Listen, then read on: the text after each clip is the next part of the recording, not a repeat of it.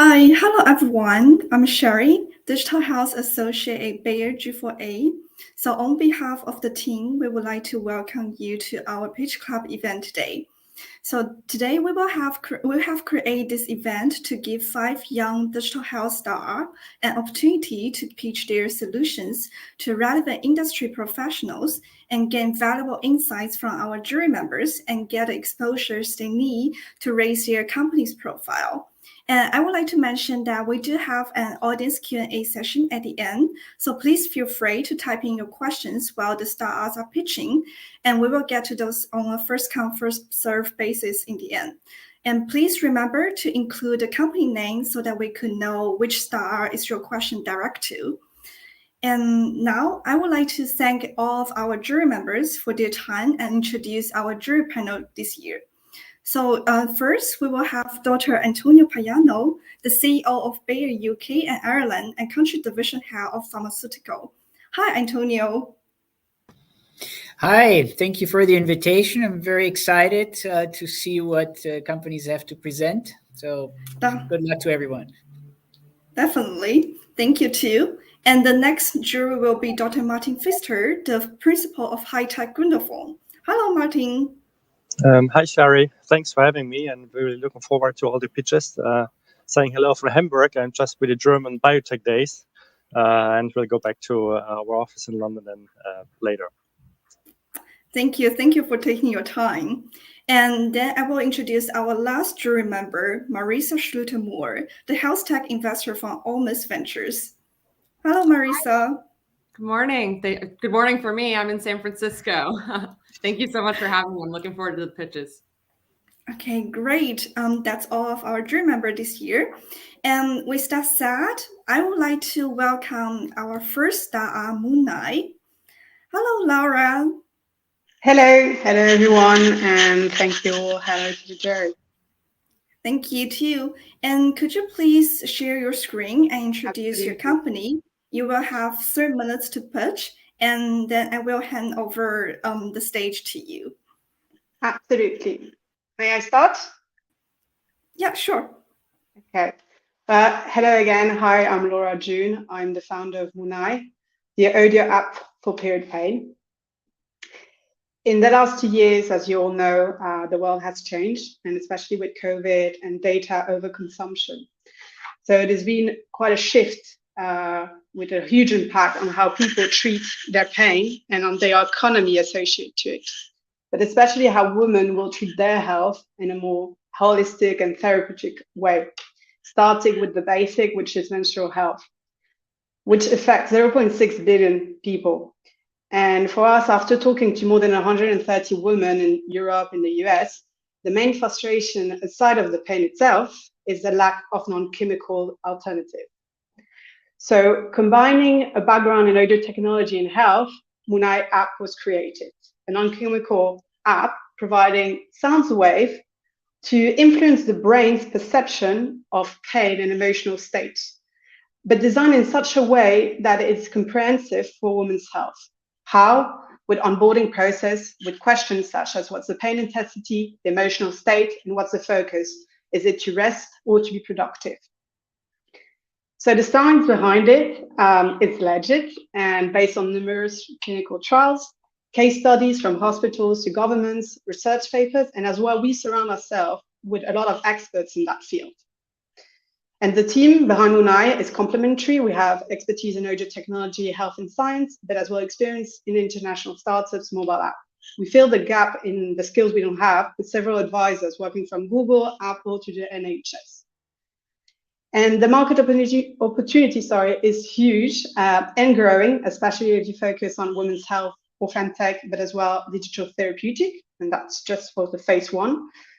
As our main business model is to sell Moonai Premium to companies, integrating a Virgin Premium to the employee benefits, improving the company's CSR, corporate wellness, and as well improve the acquisition and retention of Gen Z and millennial talent acquisition.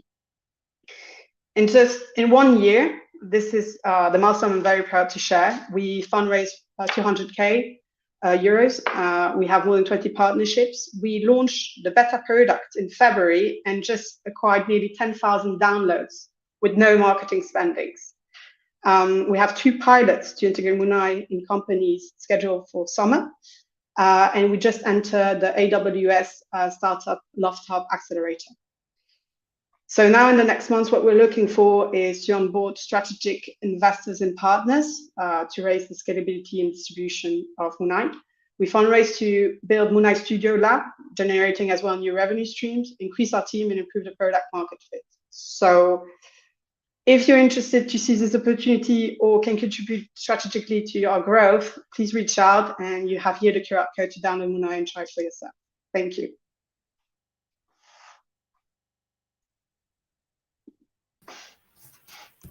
Thank you very much, Laura. Very amazing presentation. And now we will have 10 minutes for questions and feedback from our jury panels. And for the audience, you can also type in your questions in the comment, and we will get to them in the end. So now I will hand over the stage to our jury members.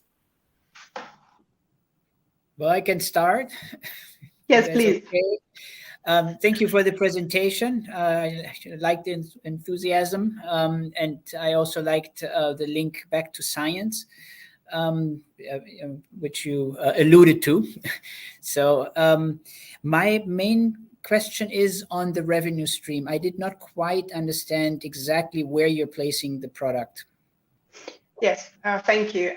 So the app is based on the freemium model. The premium is going to be accessible for users to increase their experience, immersive experience through compatibility with smart device, access to more sound catalog in the next couple of months. Right now, what we're doing through an opportunity was to integrate Munai Premium, a more condensed version, for companies who want to add it to the perks for the employees. So some of them have gym pass, some of them will have access to a meditation app. Munai is one of them who can be integrated into it with a focus on women's health. Initially scheduled for 2023, at least in our financial projection, this came up earlier, and I had the opportunity to conduct 2 pilots now in summer. So by integrating an Munai Premium, we can reach more user acquisition through one partner, but as well, we're creating deals. For example, a company of 300 employees would be a size deal of 15K and a cost for us of below 5K. Okay, thank you. Welcome. I'd like to jump in. As a female, I have personal experience with this actually very recently. So I sympathize with the problem, but I do want to hone in on the key part here, which is that it's a non-drug based treatment. And I want to, because there are drugs out there that are very effective. So I want to know a little bit more about like what exactly is the problem, or like why would women not want to use a drug-based solution if it's effective for them? And on the B2B side, since that's where you're really monetizing, how do you get employers or the healthcare providers to really see period pain as a problem that needs solving? Yes, absolutely. Thank you for your question. So the idea is not to replace ibuprofen or these. The idea is really to provide a non-chemical, non-intrusive approach to help with the pain and emotional management. This came up because we did some user research based on a bit of a storytelling, where was me and my ex-co-founder, we were in a situation of a hackathon, 72 hours to build a startup from scratch, Silicon Valley style. She was going through her menstrual pain, and in 72 hours, we don't have time to be focused on that. And that's kind of the moment we realized society isn't really adapted, and there's still a lot of innovation to be happening in that field. But how do you want to skip that phase without damaging your liver? Because on an average base, menstruation is 38 years, which takes 38 years times the number of pills, which again, on average, represent 4,000 pills per year per woman, represent a financial impact of 1,700 euros as well, spending in menstrual pain management, excluding sanitary products, which as well represent 9 days of work taken due to menstruation discomfort. That will be converted in 7.7 million euro impact on society and public expenses. So just all these numbers, what I use to generally speak to companies to explain how it impacts not only, I would say, on a more philanthropic level, but as well how it actually has an economical cost, because at the end, numbers speak, as well in the talent acquisition, as I mentioned before, and retention, and the corporate social responsibility. A little plus added to it, and especially targeting to company, is it does fit as well UN Sustainable Development Goals, which overall can improve overall valuation of companies. So numbers is what I use to generally go to companies. And why does it represent big impact for women, or how did I come up with this number, is based on the user research. So we talk to more than 130 women. We do user research and iteration and constantly. So in the app, there's a post feedback integrated into it to ask if it helped or not. And based on the MVP we conducted last year, we had a 90% of efficiency in reducing the pain and improving emotional state, 80% of returning users, and 2.5 viral coefficient. So just based on this number and getting the continuous feedback and continue doing the iteration, and because, as I said, the world is changing and there's more approach with digital therapeutic, Munai is creating this filling the gap. Thank you. Laura, my question goes towards like a study. I mean, you mentioned you collected user feedback. In Germany, we have this nice reimbursement scheme now for health apps, and several also in my portfolio companies are using it. And if you had problems before, and one is also sound or music to do tinnitus, you need to conduct a really clinical study, and then to get reimbursement, permanently reimbursement. So can you do this, or even act as a medical product? It's something that would be required if what is spread across Europe at least. Thank you for your question. I suppose you're referring to DIGA. Am I correct? Yeah, absolutely. So yes, we are looking into it. We are conducting and proceeding forward with all of it. Just to give an explanation, at this stage, we do not require any FDA or CE regulation, because we are based on brainwave entrainment, which is a neuroscientific concept of how frequencies can alternate your brainwaves, which doesn't represent any mechanism of harm, which is why regulation has been in place, and represent the same equivalence of harm as the smartphone's frequencies. So in that case, we're covered and we can prove it.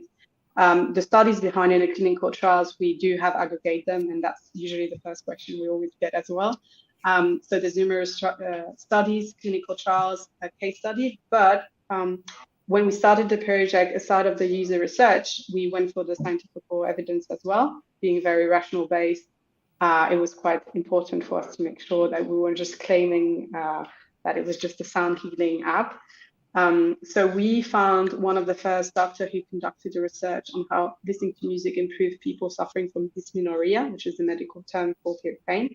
And he was the first person who was on a scientific board, who is still now on a scientific board, and help us to explore and to validate what we're saying.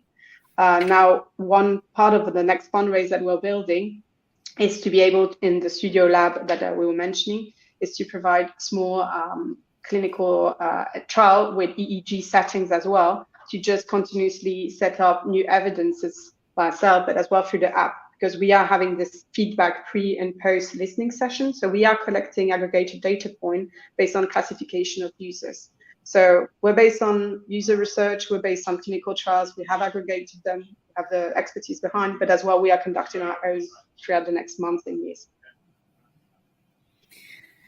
Can I ask one more question, Sherry? Yes, please. Do I have time? Yeah.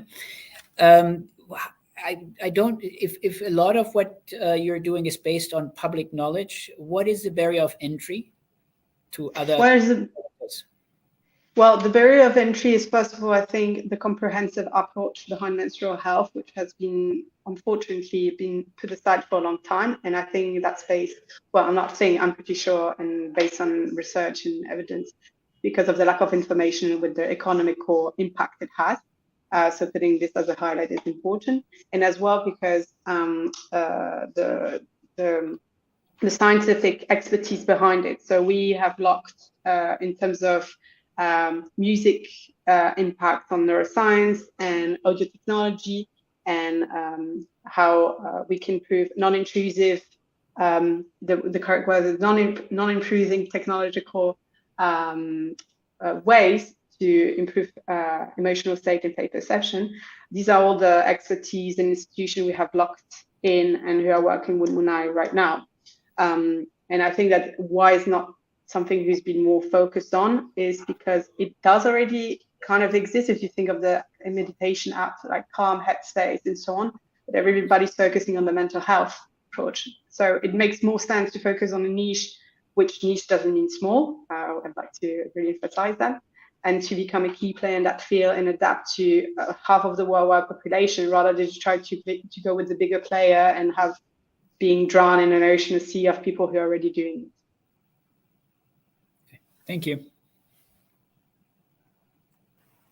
Any other Do we questions? Do we have like any more questions coming from our jury members? Okay, great. Then maybe I would like to introduce our second startup, Vertonomy. Could you please put Simon on the screen? Hello, Simon. Hello. Hello, everyone. Hello. Hello. Now it's your time to pitch your companies, and could you please share your screen? And you will have some minutes to pitch. Yes. So I'm Simon Sonntag, CEO and co-founder for Autonomy. We accelerate clinical trials with the use of virtual patients. The conventional sources of evidence for regulatory approval are ethically questionable animal trials and highly risky human trials. This status quo is not acceptable anymore. This is, as the biggest challenge for medical device developers is the high risk to fail during a clinical trial and the tremendous increase in cost that is associated with it. Time to market can be over 10 years, what is way too much. With an increasing burden due to new regulations globally, the pace of life-saving medical innovation keeps slowing down. Now, the only option to face these challenges and propel the medical device industry forward are digital twins. The FDA is predicting that within the next years, over 40% of the regulatory process will be covered by virtual patients and simulations. That's why we have created vPatients, our patented end-to-end digital twin solution. With an annual license subscription, the medical device developer is able to reduce risk, time, and cost by performing data-driven device development and virtual trials. Also to master new regulatory and ethical demands by integrating this in silico testing in the complete product lifecycle of the development process. And to save animals in clinical trials by accessing our digital twins based on clinical data of thousands of humans and animals. And how this process looks like, I show you now. So the current process is like this. You go from concept over manufacturing, experimental testing, animal trials, to the clinical trials, where when for the first time after many years in high cost, the device is tested in a human being. If you fail here, the iteration loop has to go back to the concept. Using our virtual patients, the device can be tested early on, and the risk to fail in a late stage reduced heavily. Also, virtual animal trials can be performed, and the clinical trial is refined and extended. Imagine the device is not just tested in hundreds of patients, but in thousands or millions of virtual patients. With this, we can reduce cost and time up to 50%, increase evaluation confidence, ensure product safety prior to clinical trials, and close the disparity gap of underrepresented populations. The global clinical trial market can be estimated to grow to $69 billion until 2028. The global in silico trial market is estimated to grow to $6.8 billion within the same time frame. When you look only at the medical device market, that is around 1/3 compared to the pharma. We have a target market of $1.8 billion. All this is only possible with a top team. Here we are combining many years of experience in the medical device industry, simulation, deep learning, web deployment, and medicine. We are supported by an advisory board of clinical and strategic partners, as well as 4 institutional investors. If you're interested to learn more or join our Series A round, please contact us. Thank you very much.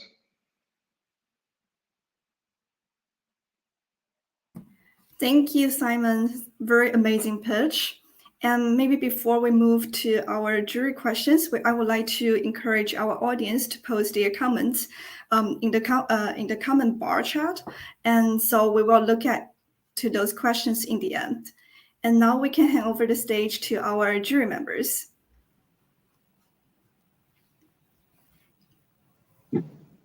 maybe I like to start. What when you spoke about virtual clinical studies in general, what would be the first indications you would go for, and what would be the really support that you would give that is not available today in these in these clinical trials?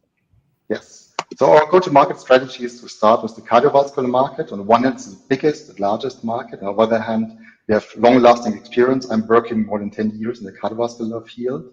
So the first devices and implants we are supporting here and our customers that we have are heart valve developers, but also assist devices, pacemakers, stents in this domain. And here we are supporting them with additional input on how the devices are interacting with the population, not just with one human being, but with a high diversity in human beings from female, male, but also then different pathologies in this, concerning then different interactions of the mechanical, fluid dynamical, electrophysiological constraints in the human being, and also the transition from animals to the humans.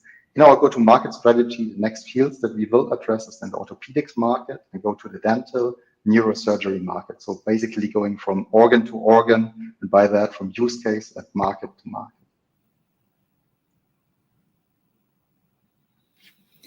But yeah, maybe just but they haven't done any trial yet, or even have you done some parallel virtual trials? Anything done yet, or?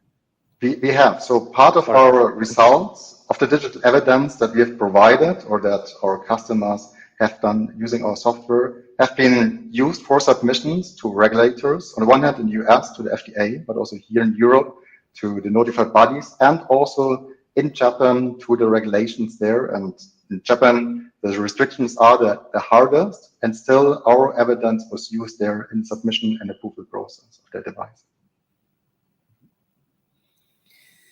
So my question will probably go in a bit of a similar direction.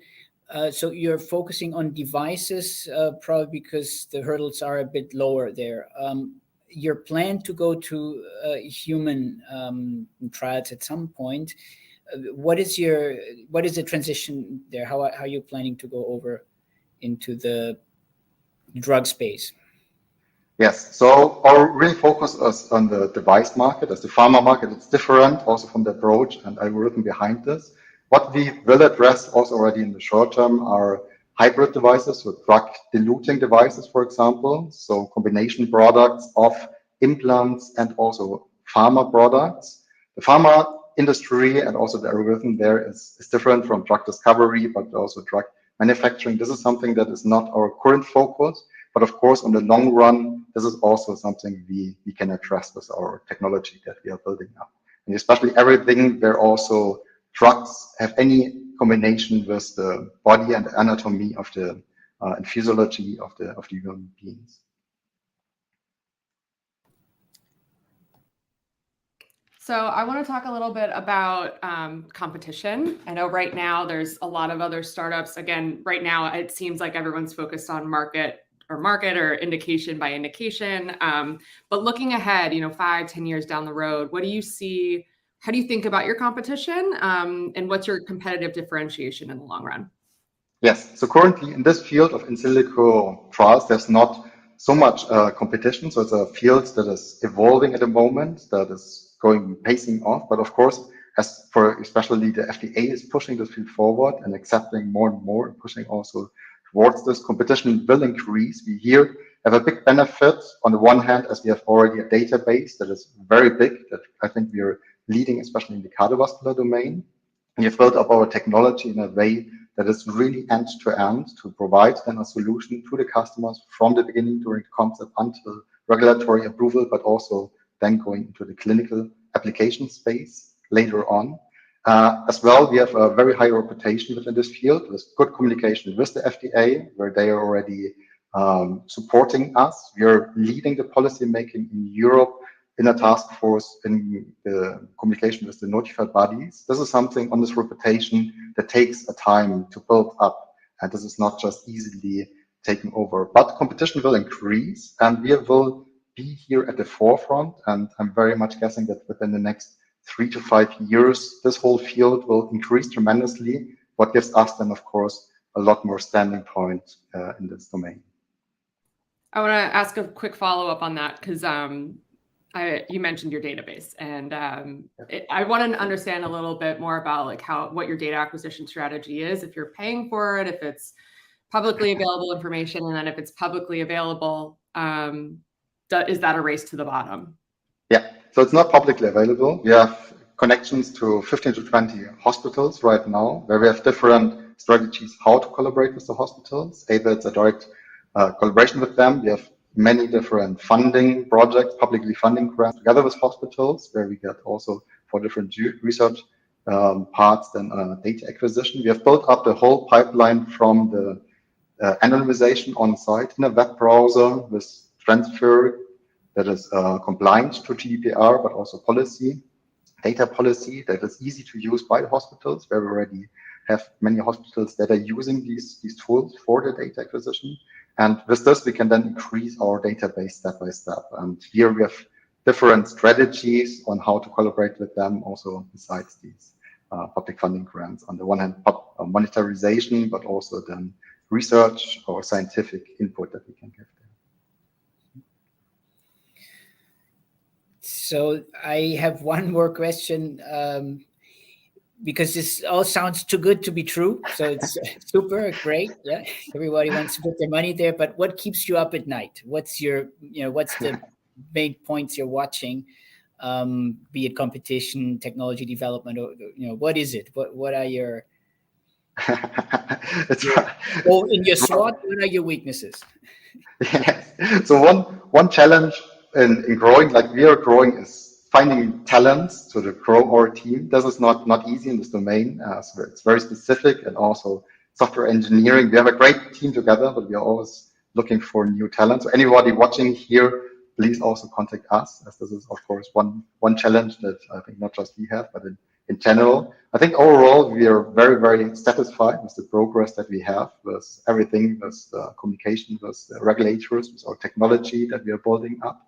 One aspect is, of course, always needs to be addressed when you build up such a simulation and digital evidence framework is the proper verification and validation of the data, because the output that you generate has to be credible to be accepted by the regulators.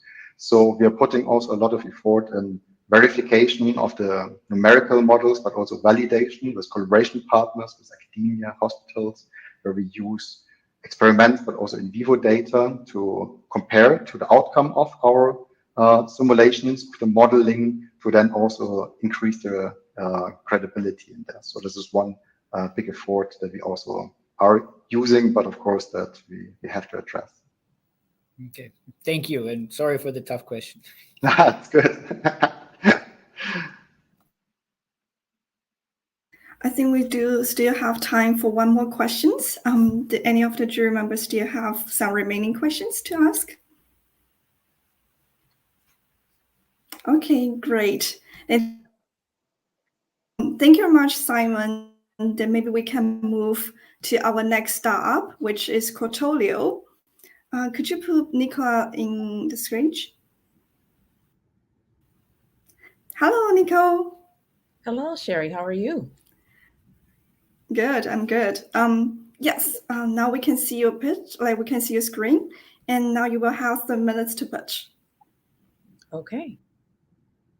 Hello, I'm Nicole Bishop, founder and CEO of Cortolio, the insight discovery platform that makes sense of millions of scientific documents in real time to help science professionals realize better outcomes and expand impact.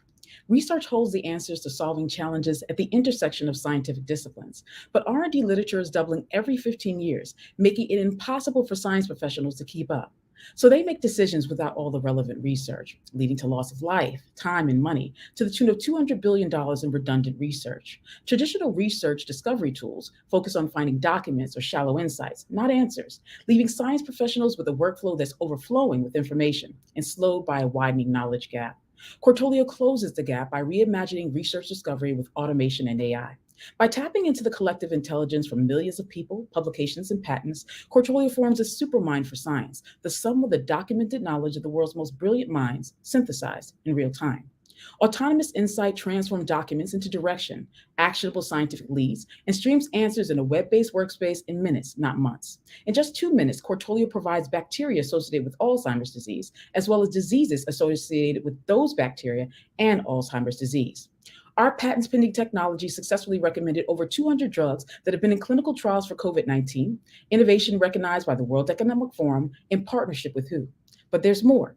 Cortolio is interdisciplinary and multilingual, uncovering answers at the intersection of multiple scientific disciplines and languages while providing the ability to dig deeper into a specific discipline or R&D focused organization.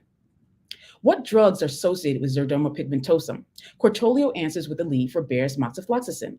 Further, Cortolio provides insights and context to Bayer's collective patents, people, and projects. AI for R&D is a multi-billion-dollar opportunity within an industry that invests $2 trillion in research annually. Buy and build solutions to accelerate research with AI garnered $11 billion in spending. We're selling to teams at interdisciplinary bioscience organizations and geographical innovation hubs, offering insights as a service with tiered precision for the subscription and seats for teams. Our peer-driven go-to-market strategy allows us to land and expand within topical research networks with individuals, then their employers. In stealth, Cortolio has attracted more than 1,000 signups from Sinus Pros.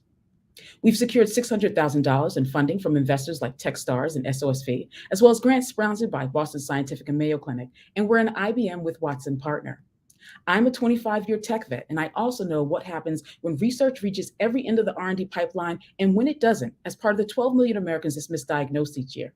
I know the cost for people and payers. Our head of AI, Min Wen, builds Cortolio for her son's rare disease, and our head of success, Ashley Vaughn, has crafted better outcomes for customers in health and pharma for 10 years. Our mission is to put wing-shots within reach for the more than 10 million science professionals around the world, and we'd like you to join us. Thank you. Thank you very much, Nico. Thank you. Now let's turn to our juries for questions and feedback. Sure, I'll start.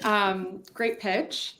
I'd love to understand a little bit more about the UI and the UX. I get your point that the differentiation here is really the insights, but I find in my conversations with science professionals is that they often like to dig into the details, right? And they like to assess the validity of an experiment or a design before coming to their own conclusions. How do you allow them to dig deeper when they want to, or to just get the quick answers they need when that's necessary? I just want to understand what the interface is like.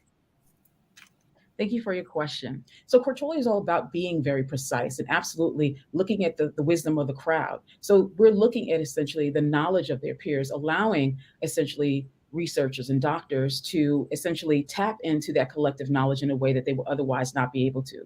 From a UI UX perspective, essentially the insights are essentially being streamed into a workspace, a web-based workspace that allows the researcher or doctor to essentially engage with the lead or insight and continue to essentially clip or follow those insights and then get recommendations based on the collective of the knowledge that they've been working on and get additional recommendations. So it's automating that process of finding those papers. So in most research discovery platforms, essentially what you get is a list of documents to read. So you still may have to go through 1,000, 10,000 documents in order to find even 1 or 2 or 3 documents that you'd like to read. What Cortolio does is flip essentially the search engine on its head to look at the insight engine perspective. By doing this, essentially what we do is we provide the leads up front, all of the knowledge that you would otherwise not be able to get because you simply can't read a million papers, provides those up fronts, allows you to engage with them, and then provides a curated reading list based on those leads that you find most helpful in what you're pursuing in your research. Thank you. You're welcome. Thank you. That sounds really, really cool. Being a former scientist, I wish I would have had a tool like that when I was working in the lab. A question I have is on pricing. How are you going to price this? Absolutely. So one of the things that, and thank you for your question, one of the things that we found is essentially when you look at the world of AI for R&D, essentially the tools are largely out of the hands of, out of the reach of the millions of scientific professionals around the world. So what we wanted to focus on narrowly is democratizing AI based insights for science. And so what we did is essentially focused on precision at different tiers so that we can welcome the individual researcher or doctor onto the platform for free to affordable. So at an average of $56 per month per workspace. So for instance, if you were working in neurology, you might essentially tap into our neuro core, plus for instance, if you work in Alzheimer's disease, as well as that core for that cross-reference.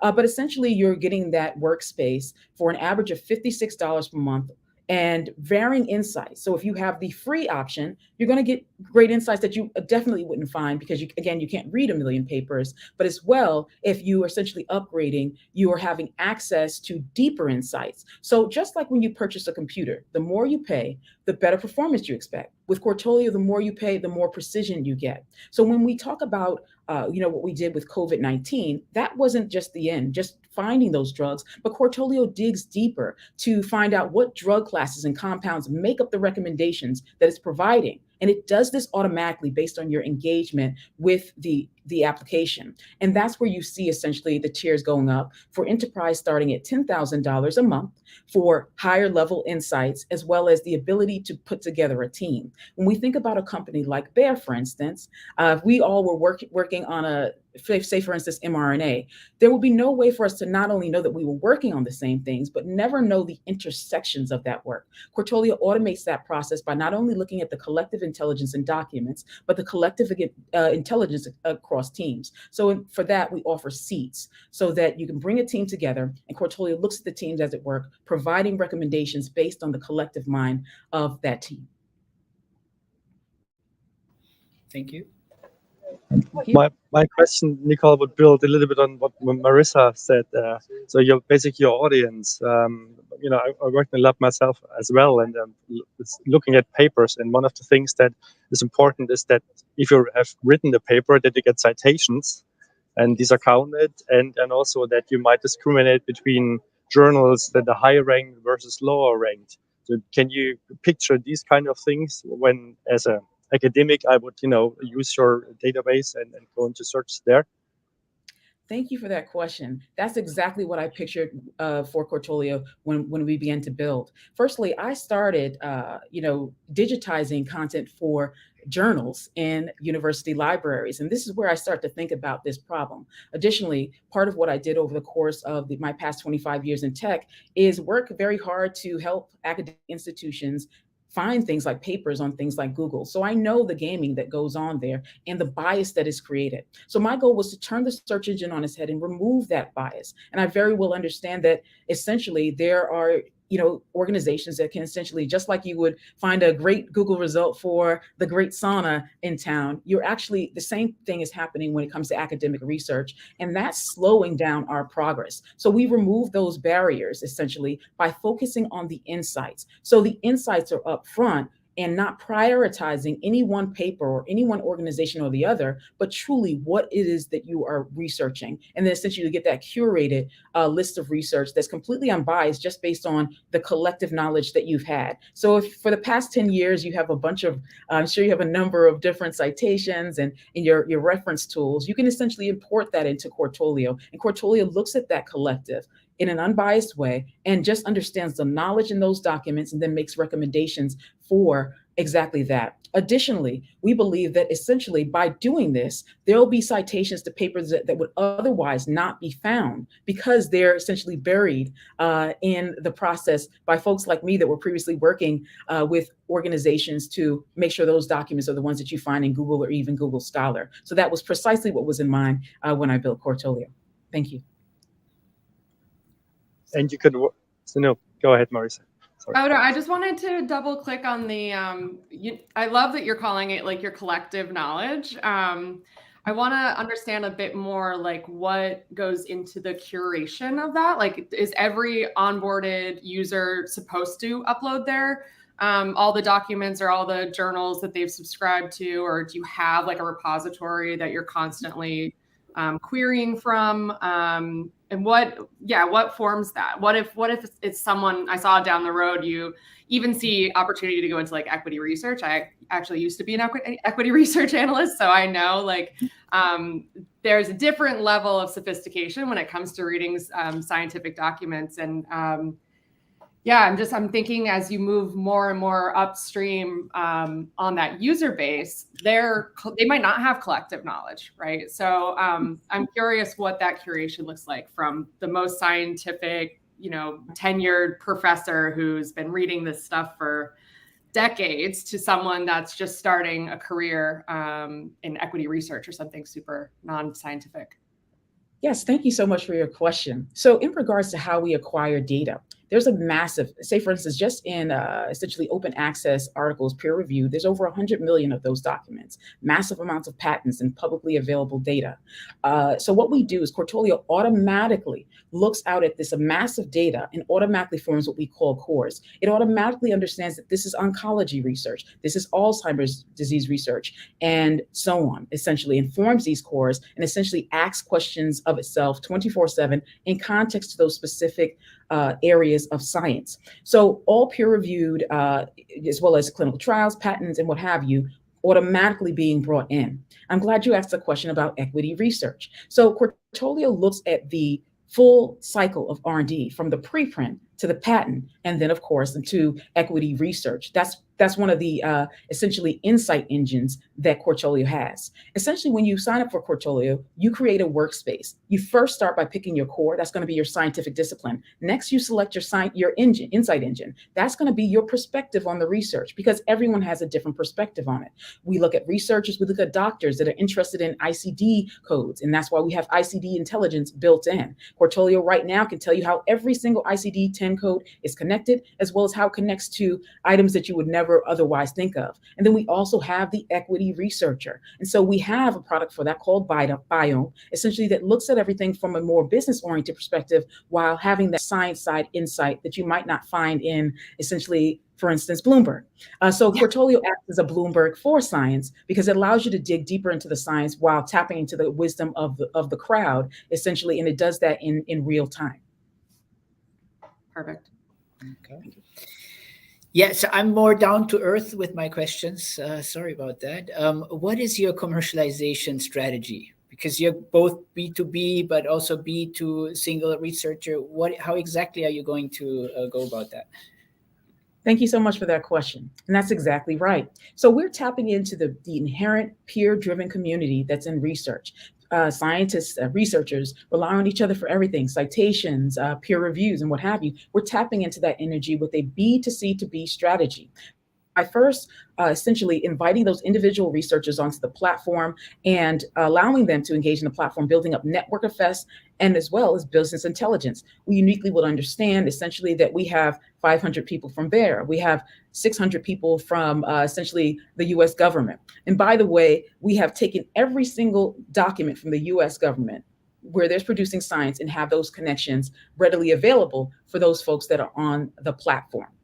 So we invite those folks onto the platform to engage with the platform while essentially allowing folks to scale up with their teams over time. So when we look at the commercialization, we have that B2C to B strategy in place, first going after the individuals and then their employers thereafter. Now, the benefit of the employers coming on is that they're essentially getting their own internal network intelligence and getting team intelligence.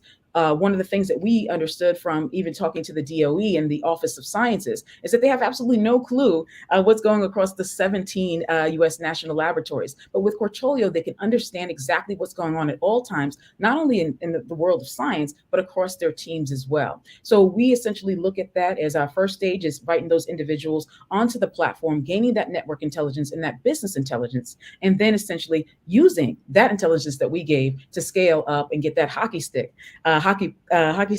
by essentially inviting those organizations onto the platform where they're getting higher level insights that can help things like drug discovery, precision medicine, and then also connect their teams. All right, thank you. Thank you.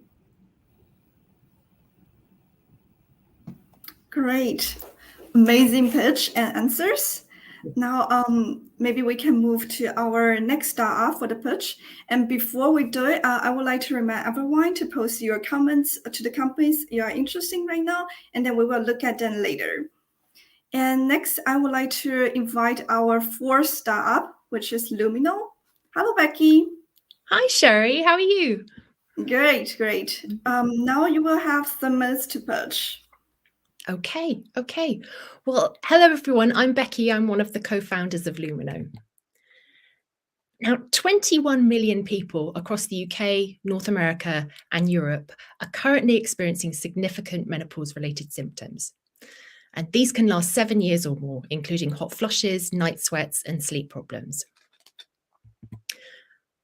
Often, doctors find that beyond HRT, treatment options are limited. However, the evidence base for cognitive behavioural therapy adapted for menopausal symptoms has been growing.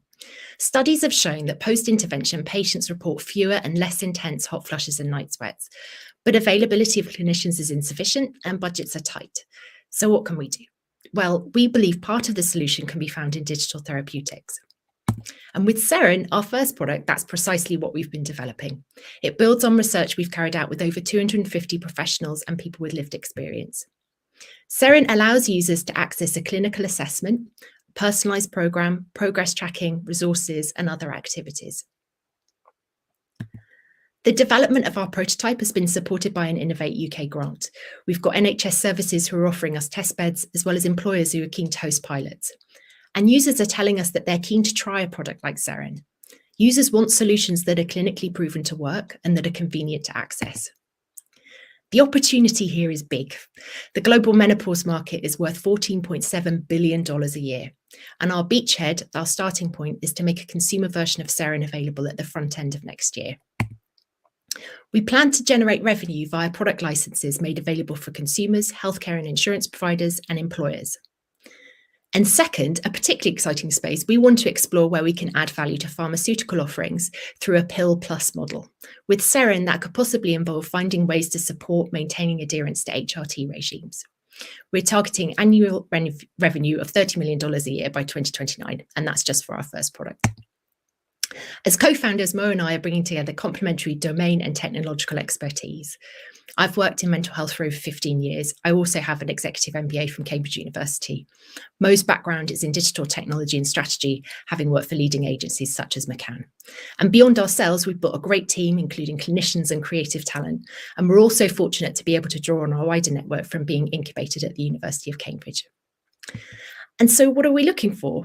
Well, we're gearing up for our pre-seed round, and we're looking to raise about $500,000 to support the delivery of 3 key milestones in our roadmap: the development of version 1 of our technical platform, the launch of our consumer version of Seren here in the UK, and to carry out an employer pilot. Beyond that, we'll be launching our digital therapeutic in the UK, further build the clinical evidence supporting what we're doing, and exploring new territories. So if you'd like to have a conversation, get in touch. We'd love to hear from you. Thank you for listening. Very happy to answer any questions. Thank you very much for the pitch, Becky. And now we will have our juries on the screen. Now the floor is yours. Yeah, Becky, thank you for the great presentation. Looks like, you've used the funding money quite well so far. Yeah. I just have a question regarding competition, because in this field, there's really a lot of development. What is your unique selling point?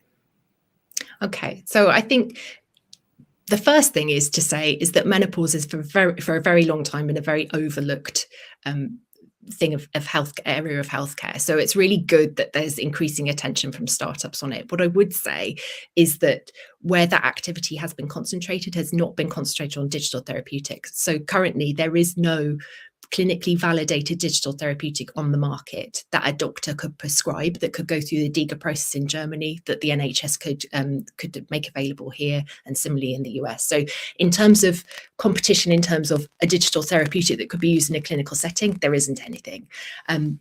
So I think number one on that list is then that first mover advantage, and we think that there is considerable advantage to be found there. Secondly is the community we've been building up. Menopause there's such growing such growing interest in menopause. I've worked in mental health for a long time. The parallels around sort of the conversation that's changed around mental health in the last 15 years, I really see it in menopause. I think we're going to have a bit of a revolution in terms of how people are viewing this area of healthcare. And being part of that community is really, really exciting. So we're definitely building a community around us.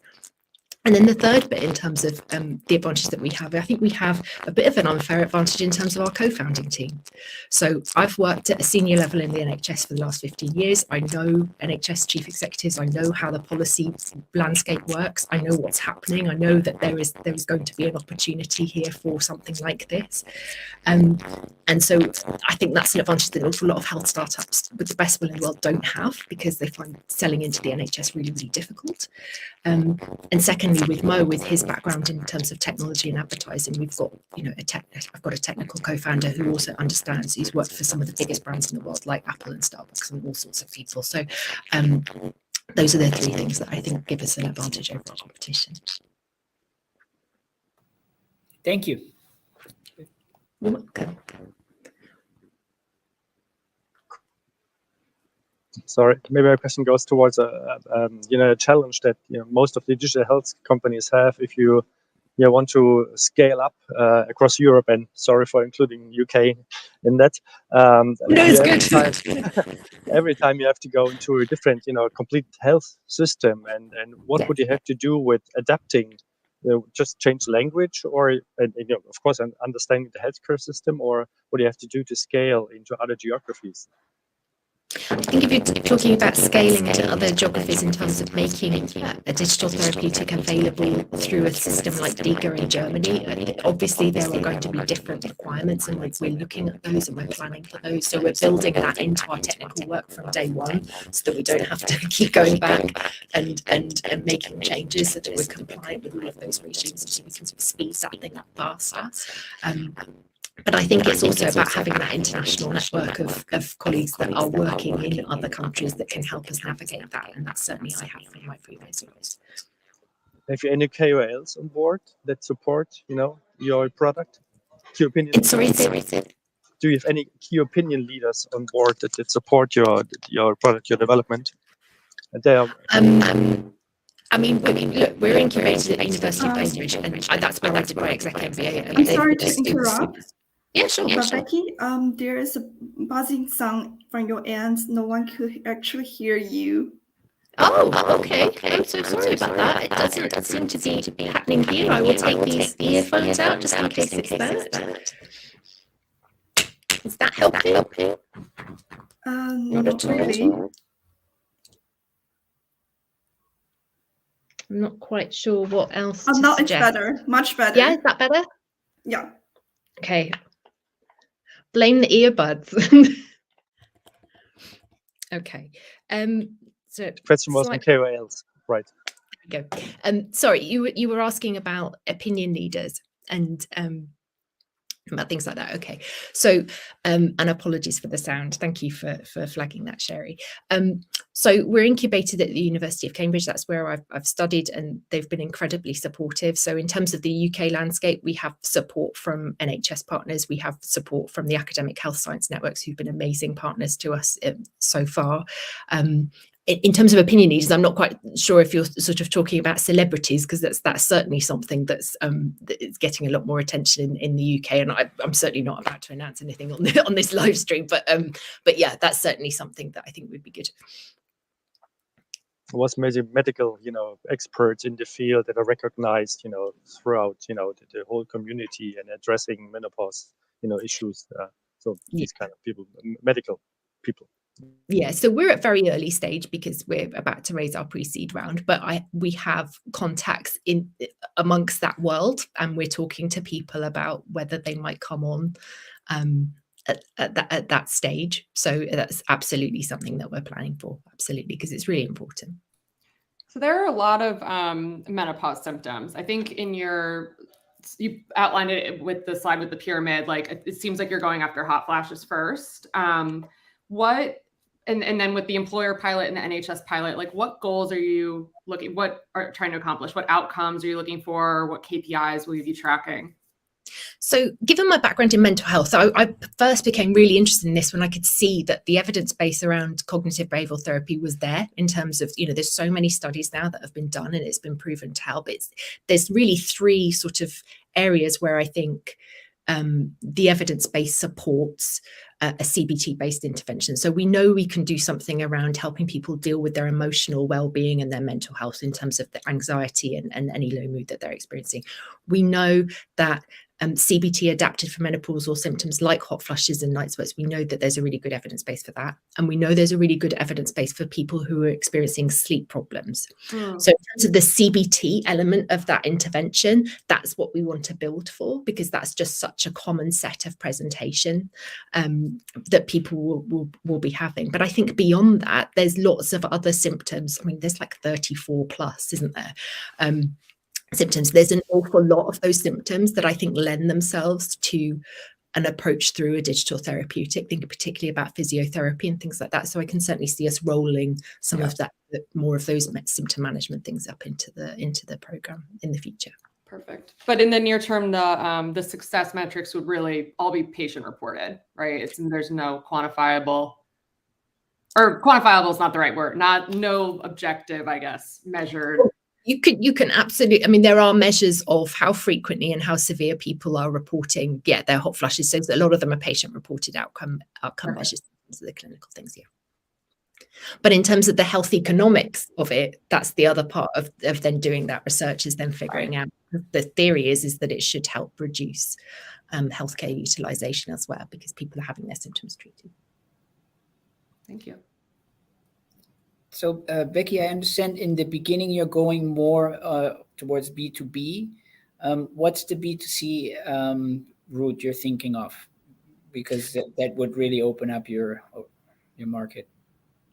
So we've taken a very open mind about that go-to-market at this stage. Our mission is really about how do we scale up existing proven mental health interventions to be available to millions more people. And so the prize is really making these things available through traditional kind of methods of care. And so I think that's the absolute prize. But there's obviously a huge market in terms of employer health, but also in terms of consumer.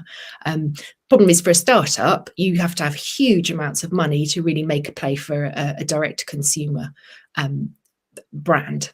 And so whilst we certainly see ourselves making this available to consumer, at the moment we don't really see the business case for making a big play for direct to consumer. So you're not considering at all the freemium model that you'd put it out there? I've seen a trial period or so. Yeah. I mean, where we've seen other people, not in terms of menopause, but sort of develop similar products for other types of symptoms, where the sweet spot appears to be is selling into healthcare systems, insurance providers and employers. And people can buy direct consumer, but the promotional money you would need to make that work is I don't think anyone's done that yet. But we keep an open mind. Thank you. Thanks. Great. Do we have any more questions from our jury members? Great. Then thank you, Becky. Very good pitch. And now I would like to welcome our last one, Tony App. Yeah, hello, Daniela. How are you doing? Hello. Hi, Sherry. Yeah, we can see your slide right now. And you have 3 minutes to pitch, and the floor is yours. Thank you so much. So let me show you how TonyCap is becoming the leading medical platform in Europe. So doctors are overworked. Patient waiting lists are larger than ever. They have dozens of digital tools to use, much more to be learned. So what we are doing is facilitating their work by solving this huge fragmentation of tools and knowledge that they need these days for their day-to-day work. So meet TonyCap, the medical all-in-one, where doctors can find all the resources they need for their day-to-day. So TonyCap includes, for example, resources to support appointments such as video consultation, electronic prescription, case discussion tool, but also important knowledge for diagnosis, treatment, patient referral, jobs, and more. There is no single use case of TonyCap. Actually, each medical specialties use TonyCap differently according to their own needs. Tonic app is free for its users because we don't want any barriers for acquisition, and we want to be able to have the largest medical audience possible in the shortest period of time. So we already have more than 100,000 medical doctors using Tonic app. Actually, we've grown exponentially for 11 months last year. We've entered France in January this year and already acquired more than 6,000 physicians. We have currently 39% retention rate at 24 months. How do we do business? The Tonic app is free for the doctor users, but is paid for by all other healthcare stakeholders. They either pay to publish medical resources, job positions at Tonic app, or to obtain real-world evidence from Tonic app. These are some of our partners and clients, ranging from pharmaceutical companies, medical devices companies, recruitment companies, and many others. I'm going to do a short deep dive in our B2B business with pharma and medtech. Why? Because it was our first type of clients, because this was also the fastest route to revenues. So we already are working with 29 pharmaceutical and medical devices companies, already 10 of the top 10 pharmas in revenue. We follow a strategy of land and expand, meaning that each pharma client is actually several clients because the different business units have their own independent budgets. Our offer is threefold for pharma: Tonic medical, communication, and data. With medical, they can sponsor clinical and educational resources to address disease awareness, treatment issue, or patient referral challenge they have. They have Tonic communication, where they can target the medical community through our communication channels. And we have Tonic data, where we provide real-world evidence, not only for our pharma clients, but actually also for our doctors. And this can be by medical specialty or even pathology.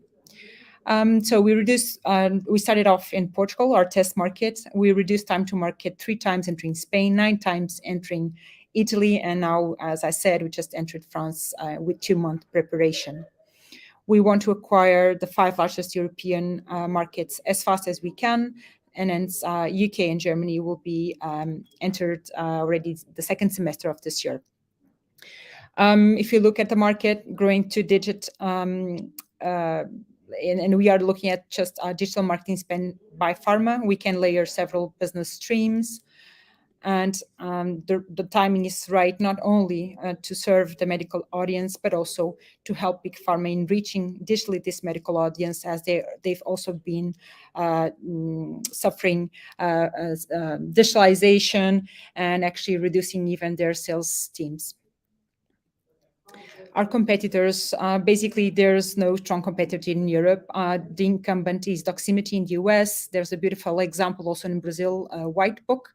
But we are in a very good position to win the European market. Team of 36. This is the C-level, very mature, medical doctor by training, PhD in neuroscience, collaborating Oxford and actually an MBA as well. João Oliveira, a very strong CTO, owned his own business in the past, and he was working at Farfetch, the fashion unicorn, leading a team across the company. So why Tonic? It's basically a matter of timing to have the largest and most engaged medical community in Europe, but also the right timing to help pharmaceutical companies and other healthcare stakeholders in reaching digitally the medical doctors. We are raising now 5 million to enter Germany and UK. Please talk to me if you are interested in the opportunity and you want more details. I'm happy to take now your questions. Thank you. Thank you very much, Daniela. Very nice page. Yeah, now we will have all the jurors on the screen, and the floor is yours. I'll start. So first of all, great pitch. I wanted to, you showed a great graph of all of the doctors that have signed up. I want to flip it on the other side and ask a little bit more about like how much content has been published, how frequently it's published, how deep and wide the coverage is. And because I really think, you know, the first reason a doctor's joining is to get an answer to a question, I imagine, right? So it really starts with content. So I want to know what the hit rate might be for a doctor that's looking for a very specific answer on something. Sure. So we followed a very simple approach from since inception. So first, we looked at all medical knowledge, right? And we decided that we wouldn't have it all. And also we know that the libraries who have it all, it's actually difficult for doctors to find something on the go. So we focused on being useful for the doctors. And so we have contents for the 5 most frequent pathologies of the 25 most important medical specialties. So this is like the base strategy. So also we've built a content infrastructure that allows our medical team to be completely independent from our engineering team to publish any content and actually any tool we want. So this is how we do it. Also, we focus on international medical content. For example, most written content is based on European guidelines. So we make sure we are super scalable across markets. Great. I didn't realize you had your own content team. That's great. Yeah, thanks to our CTO. Then, Daniela, if I would be a salesperson with one of your pharma clients that you have, should I get nervous then, or how would you support myself, in my visits to the doctors and Sure. addressing, and bringing in the new product and addressing them with people that I've known or visited for 10 years now? No, absolutely. So TonyCap wants to help pharma reach HCPs end to end. So we work on the larger part of the funnel, for example, creating disease awareness, treatment awareness, helping increase the quantity and the quality of patient referrals from primary care to hospital care. But we also help, for example, pharma vendors to visit a doctor in person. We are not here just to replace people. Actually, human interactions are the most important thing, including, first of all, in medicine. So pharmaceutical companies can use TonyCap also for e-detailing. So we have a demo version of TonyCap, which can be used for a conversation with a medical doctor that protects medical doctors from any loss of data privacy. But at the same time, it allows the vendor to engage in a meaningful conversation and show the useful resources that the company may be sponsoring to them.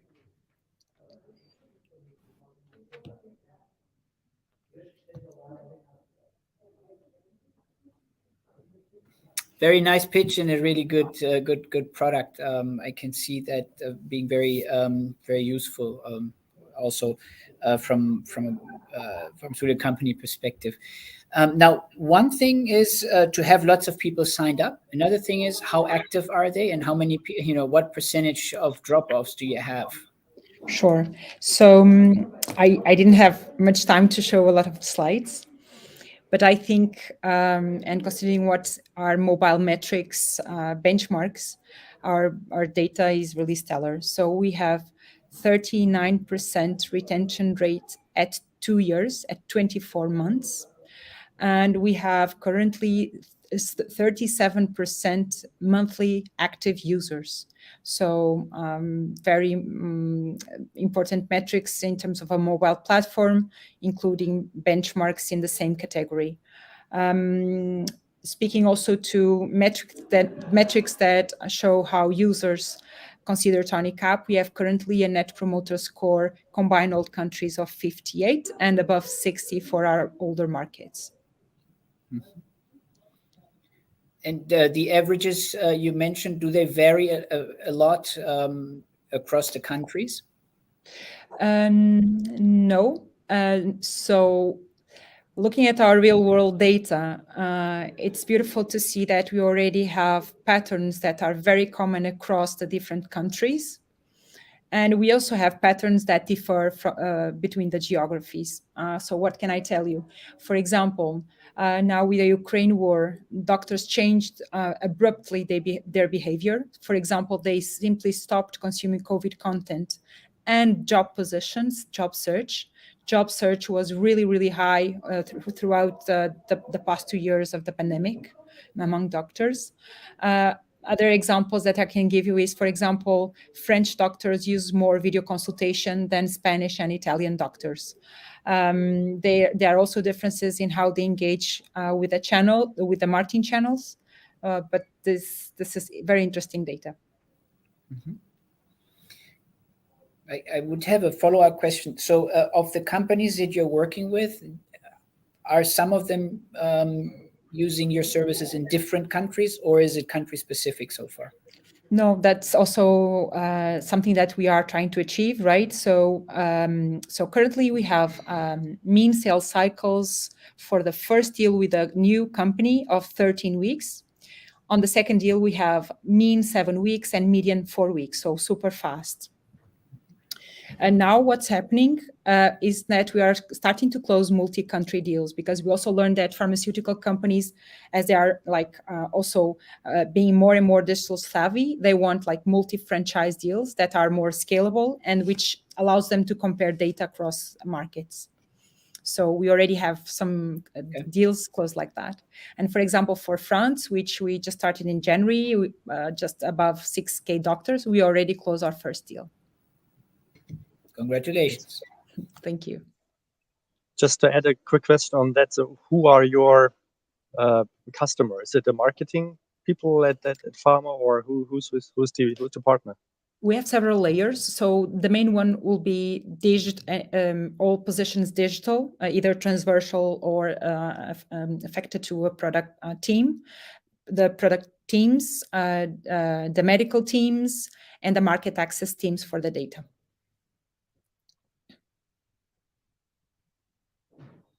We also have, for example, IQVIA as a client for data and also for distribution.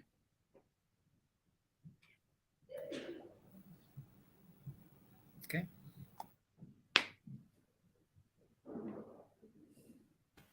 Okay, then thank you so much, Daniela. Thank you.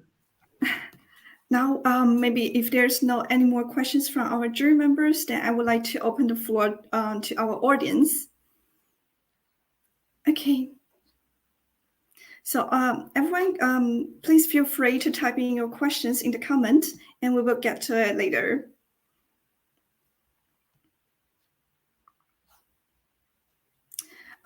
So there's our first question from Dong. In some investor circles, device is a naughty word. How do you work around the sometimes stigma related to limit device scalability? I think this is a question direct to autonomy. Maybe Simon, you can answer it. Yes, thanks for the question. I'm not so sure if I understand the question correctly, as we're not developing a device, but a software to support medical devices. So our software is highly scalable, as we're developing this for generic field, going then from different domains in the medical domain, but addressing here the devices, the medical devices. So it is a highly scalable aspect in that. So I'm not sure in what direction this question is going there, but I would say also that in the medical field, also the devices themselves are scalable, of course, depending on the pathology. If you're developing a medical device for a rather rare market with a rare disease, or a more typical disease like this in the cardiovascular domain, which is one of the most affected life-threatening parts of the world. So here, even medical devices are highly scalable, I would say. Thank you very much. Maybe we can turn to our next questions. So the next question is to Cortolio. Maybe we can put Nico on the screen. So this is So the question would be, how are you framing price and equity related to uplifting Black, indigenous, people of color innovators? Thank you so much for the question. As part of that community myself, I've been very sensitive to bias when it comes to research, and the fact that if you work at, say, for instance, your work is coming out of Harvard or Stanford, and versus, say, for instance, a historically Black university, you're less likely to get those citations. That's part of why we built Cortolio, to essentially even the playing field by focusing on context and the science. And by doing that, the expectation is absolutely that you're going to see insights from folks that you would otherwise not see, because we're looking at the collective intelligence of communities, and those BIPOC innovators are part of these communities. And by coming together and removing that bias, essentially, when you get that curated reading list, you're more likely to have someone that's part of a community that you otherwise might not have discovered as part of your curated reading list if they're in context to what you're researching versus essentially being at the right university or at the right organization. So that's deeply important. And bias in AI is deeply important, a personal issue, matter for myself, and part of what we built into Cortolio. Thank you. Thank you, Nicole. Thank you to you. Yeah. So there's another questions to Lumino. Yeah, so compared to the traditional model, how will CBT influence the menopause symptoms? Becky, it's your turn to answer it. Okay, so see, I mean, most people are aware of CBT usually because it's been suggested if they've experienced depression or anxiety, right? But actually, it's a clinical intervention that can work with all sorts of different health conditions. I've seen it used fantastically with insomnia. I've seen it used fantastically with helping people with diabetes manage their symptoms with COPD. It's not. It's suitable for a lot of things, and all CBT is about exploring the connections between our thoughts, our feelings, our emotions, our physical sensations, and what we do. And so when I talk to people about their experience of menopause symptoms, particularly hot flushes, people will talk about the experience of that. We can't stop that happening. But if you were to imagine yourself, say this is me and I'm in a board meeting, and say I'm about to experience a hot flush, I'm going to experience those symptoms, but I'm also going to feel a lot of anxiety. I'm going to feel an awful lot of worry about what if people notice what's going on with me. And the interaction of all of those things, those physical sensations that I am feeling because I'm having a hot flush, but I'm also feeling all these other things.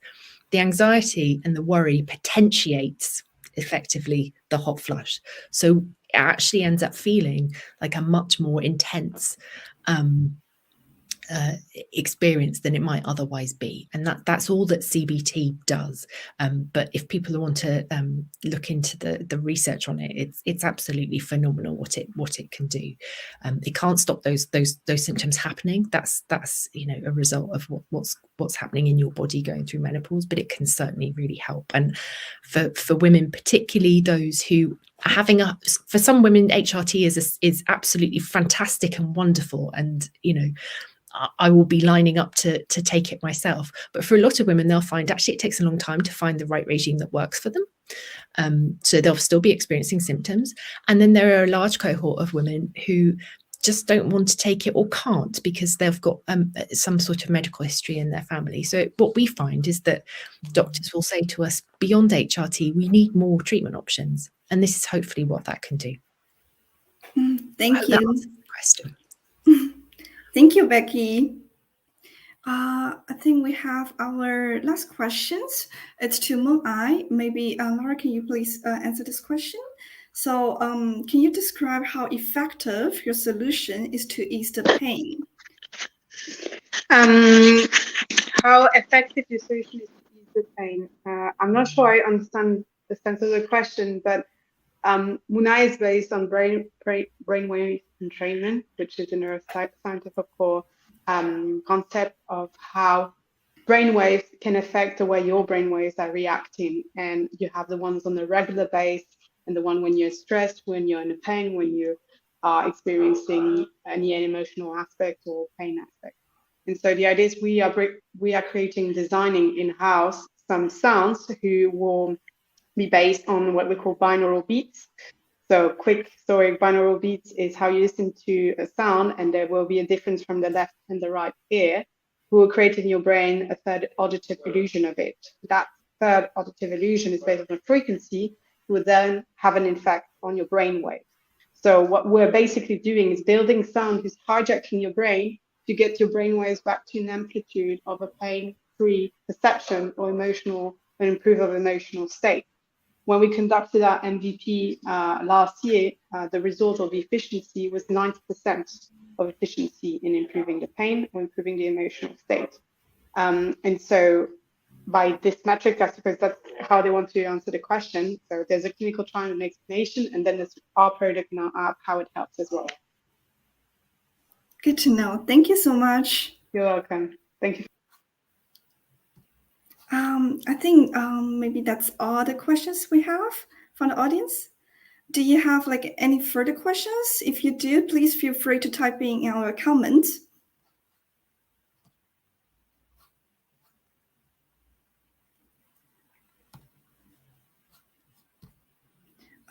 Okay, if there's no any further questions, I would like to especially thank our jury members who volunteered their time and the stars who pitched. Very amazing job, everyone. And I would also like to thank everyone who has attended this event. And we hope you did enjoy a great time here.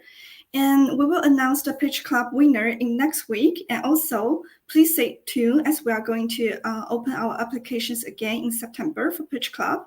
So please check out our website and social media channels for further updates. Once again, thank you all, and please have a great rest of the week.